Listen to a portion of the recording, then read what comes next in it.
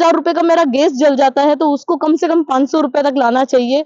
8वें वेतन आयोग को लागू करने की बात और एनपीएस को खत्म कर ओपीएस लागू करने की अगर बात रखने की हमें उम्मीद भी है। एक जो दिल्ली की जो हमारी गाड़ी है, दिल्ली सराय रोला, उसका रैक सवेरे से शाम तक वहाँ रहता है और उस गाड़ी को अगर हरिद्वार तक बढ़ा दिया जाए। घर की पढ़ाई और घर की रसोई दिन प्रतिदिन दोनों महंगी होती जा रही है, तो दोनों पे लगाम कसने हेतु मैं तो ये चाहती हूँ कि ऐसा बजट हो कि जिसमें शिक्षा मुफ्त हो जाए। आम इंसान मर रहा है, टैक्स से हद से ज्यादा तो वो टैक्स में मर रहा है। पूरे देश की जनता को लाभ तभी मिल सकता है जब इनकम टैक्स के अंदर डिबेट देने का, छूट देने का काम किया जाए। डॉक्टर तो लिख देता है पर्ची, मगर वहाँ पे दवाई नहीं मिलती।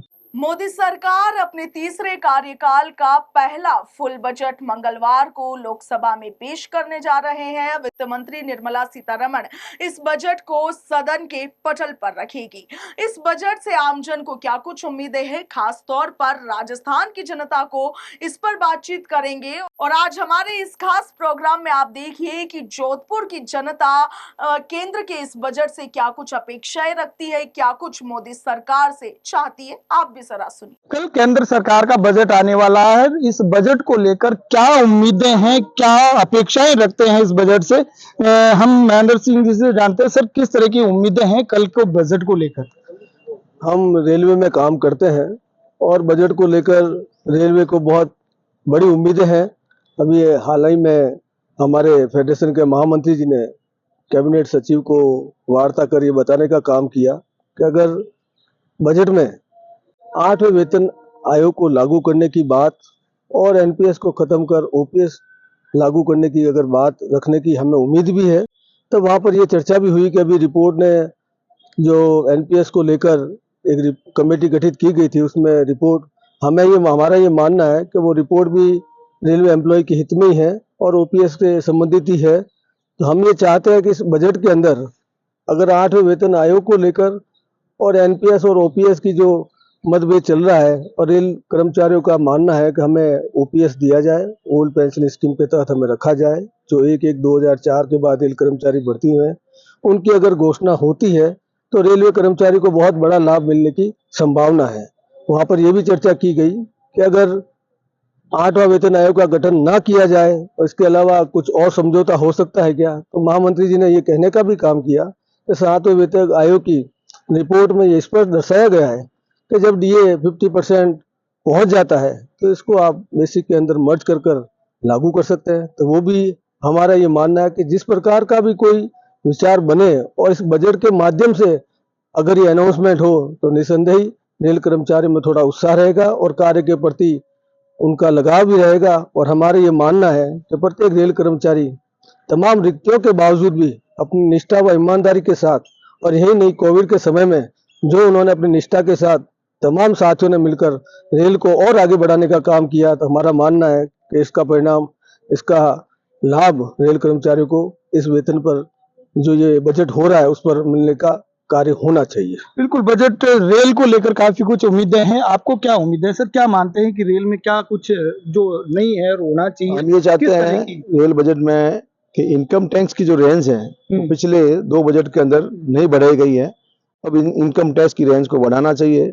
हम जितना पैसा कमाते हैं उसका एक हिस्सा हम टैक्स के रूप में प्रतिवर्ष देने का काम करते हैं। तो हम बजट में आशा करते हैं कि इस बार इनकम टैक्स की रेंज के ऊपर सरकार ध्यान देने का काम किया जाएगा। और हम आज जोधपुर के नागरिक हैं और रेल मंत्री जी जोधपुर के हैं, तो हम ये भी आशा करते हैं कि बजट के अंदर साउथ की गाड़ियां हमारे जोधपुर से कम है, नहीं के बराबर 1-2 गाड़ी चलती है, तो साउथ की गाड़ियों को बढ़ाया जाए ताकि जोधपुर के लोगों को इसका लाभ मिले। और विशेषकर जोधपुर और हरिद्वार के बीच में एक गाड़ी चलती है, एक गाड़ी वीकली चलती है। एक जो दिल्ली की जो हमारी गाड़ी है, दिल्ली सराय रोला, उसका रैक सवेरे से शाम तक वहाँ रहता है और उस गाड़ी को अगर हरिद्वार तक बढ़ा दिया जाए तो मैं समझूंगा कि रेल जोधपुर शहर के वास्ते। और बता दूं कि कल का जो बजट है आम बजट है, रेल का बजट भी नहीं है। उम्मीदें रेल को भी काफी है, लेकिन आम बजट से किस तरह की उम्मीदें रखते हैं? आम बजट के अंदर सर ये घोषणा होती है, इसी घोषणा को ही फिर बाद में इम्प्लीमेंटेशन करने का काम किया जाता है। तो मैं आपके माध्यम से यही कहना चाहूंगा कि पूरे देश की जनता को लाभ तभी मिल सकता है जब इनकम टैक्स के अंदर डिबेट देने का, छूट देने का काम किया जाए। महिला होने के नाते आप किस तरीके से कल के बजट को देखते हैं, क्या अपेक्षाएं रखते हैं कि कल का बजट किस तरीके को होना बतौर गृहिणी मैं एक इस रेल बजट से बहुत सारी उम्मीदें लगाए बैठी हूँ। घर चलाना, घर की पढ़ाई और घर की रसोई दिन प्रतिदिन दोनों महंगी होती जा रही है। तो दोनों पे लगाम कसने हेतु मैं तो ये चाहती हूँ कि ऐसा बजट हो कि जिसमें शिक्षा मुफ्त हो जाए। कितने बच्चे आज कॉलेज 12th पढ़ लेते हैं, उसके बाद में उनका एक और सर्कुलर बनना होता है कि उनको जेट, नीट और इन सबको एग्जाम्स को क्लियर करना पड़ता है। इसका भी फाउंडेशन क्लासेस का बहुत खर्चा हो चुका है। तो शिक्षा और रसोई को इजी करते हुए बजट होना चाहिए। जो रसोई गैस है उसकी लागत हजारों रुपए से ऊपर हो रही है सर। मैं एक साल में अगर औसत करें, अगर मैं एक महीने में 1.5 सिलेंडर काम लेती हूँ तो 1200 रुपए, और अगर 600 रुपए तो 2000 रुपए का मेरा गैस जल जाता है। तो उसको कम से कम 500 रुपए तक लाना चाहिए।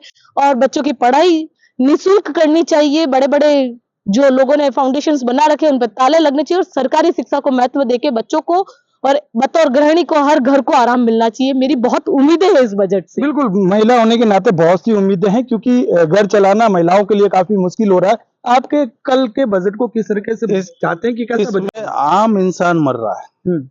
टैक्स से हद से ज्यादा तो वो टैक्स में मर रहा है। आम इंसान की कमाई तो सिर्फ रुपया है, गवर्नमेंट उसमें 8 आने तो गवर्नमेंट खा जाती है। तो आम इंसान कहाँ जाएगा इस टैक्स में? यानी बजट का स्लैब है, उस टैक्स लग रहा है, वो उस चीज में कटौती होनी चाहिए। क्योंकि आम इंसान इतना टैक्स भर रहा है तो नौकरी वाला हर आदमी का टैक्स कितना भरता होगा? उसमें हद से ज्यादा तो नौकरी वाले टैक्स भर रहे हम। और शिक्षा के बारे में भी बहुत टैक्स ले रहे हैं। और जो चिकित्सा लग रही है उसमें दुनिया भर के पैसे वहाँ दिखाते हैं फ्री है, लेकिन वहाँ भी पैसे लग रहे हैं। बिल्कुल, कहीं ना कहीं जो है आम लोगों की बात की, आप किस तरीके से चाहते हैं? चिकित्सा और शिक्षा में निःशुल्क सुविधा मिलनी चाहिए, जिससे कि आम आदमी, सामान्य व्यक्ति को भी इसका लाभ मिल सके। बिल्कुल, आप क्या कहना चाहिए? स्कूल के बारे में कहना चाहूंगा। स्कूल के भी बहुत ज्यादा फीस वगैरह है, और हॉस्पिटल में भी आजकल काम बहुत कम होता है।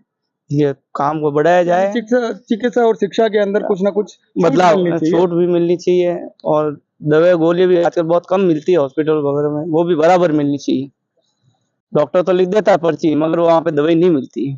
यानी आम लोगों की काफी समस्याएं, उन समस्याओं को निजात पाने के लिए जो बजट होता है वो आम जनता का होता है। और उस बजट को जितना जो आम जनता के हितकार होता है वो जनता के लिए खास तौर पर काफी कुछ मायने रखता है। देखते हैं कल के बजट में आम जन को क्या कुछ मिलता है, लेकिन लोगों को इस बजट से बहुत सी उम्मीदें हैं। पंजाब केसरी टीवी के लिए जोधपुर से जितेंद्र डूडी की रिपोर्ट।